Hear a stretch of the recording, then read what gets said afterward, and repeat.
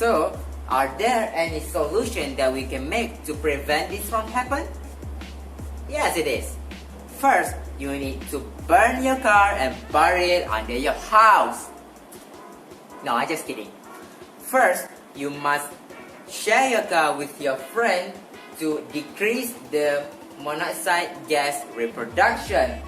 By sharing the car, you are a step ahead for helping the Antartica.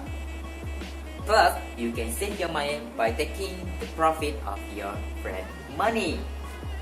Next, don't cut the tree as you like because the tree will helping to cool down the earth temperature.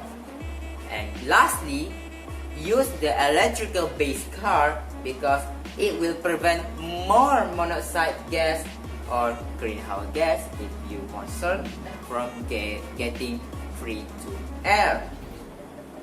Well, actually, there are lots of you can do for preventing this from happen. We need to keep our Antarctica stay chill for our life being. What's that?